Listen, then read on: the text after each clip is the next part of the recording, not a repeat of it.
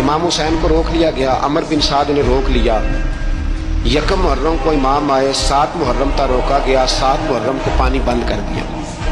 جانور پانی پیتے تھے، گھوڑے پیتے تھے، کتے پیتے تھے، لیکن مصطفیٰ کے گھرانے کو پانی پینے کی اجازت 3 دن تک پانی بند رہا۔ 9 محرم کو عمر بن سعد نے اور لوگ بلائے۔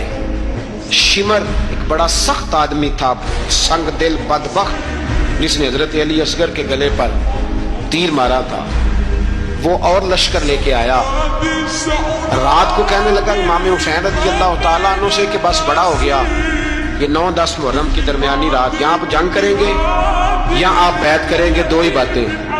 امام حسین اندر گئے، سیدہ زینب سے مشورہ کیا، باہر آئے، فرمایا بات وہی ہے جو پہلے دن والی ہے۔ امام حسین رضی اللہ تعالیٰ عنہ نے فرمایا بھائی بیعت تو میں نہیں کرتا، باقی جو تمہارا پروگرام ہے۔ شمر اور ابن سعد کہنے لگے پھر جنگ کے لیے تیار ہو جائیں۔ کیا انداز ہے امام حسین کا، فرمانے لگے کل جنگ کروں گا، مجھے پتا تو ہے جنگ کا نتیجہ کیا نکلنا ہے، ایک رات مجھے دے دو تاکہ میں کھل کے اپنے رب کی عبادت تو کر لوں۔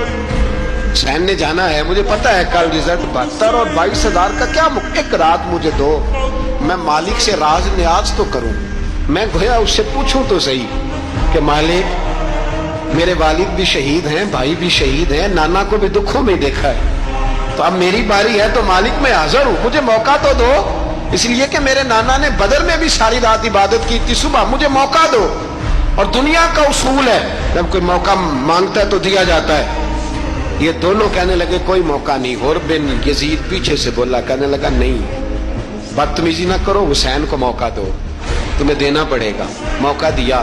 غور بن یزید نے پھر منت کی، کہا حضور آپ مہربانی کرے مان جائیں۔ فرمایا ماننے والا کھاتا کوئی نہیں، یہ بڑا مشکل کام ہے بھائی، ضمیر کا سودا اب تو عام ہو گیا، بازار لگتے ہیں، ریٹ لگتے ہیں، اپنی اپنی چاہتوں پہ لوگوں نے اپنے اپنے انداز سجائے ہوئے۔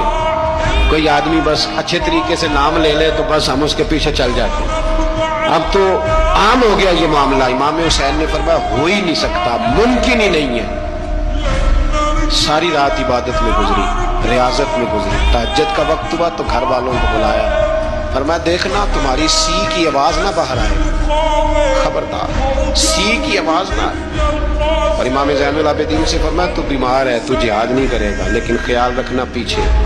اور بڑی قیمتی بات بتا رہا ہوں، ہماری بیویاں کسی کے گھر میت ہو جائے تو 4 دن بخار نہیں اترتا۔ امام علی مقام نے سیدہ زینب سے فرمایا تو بڑی ہے، میری بہن ہے، پیچھے سارے بچے ہیں، جوان ہیں، ان کے حوصلے تیری ذمہ داری ہے۔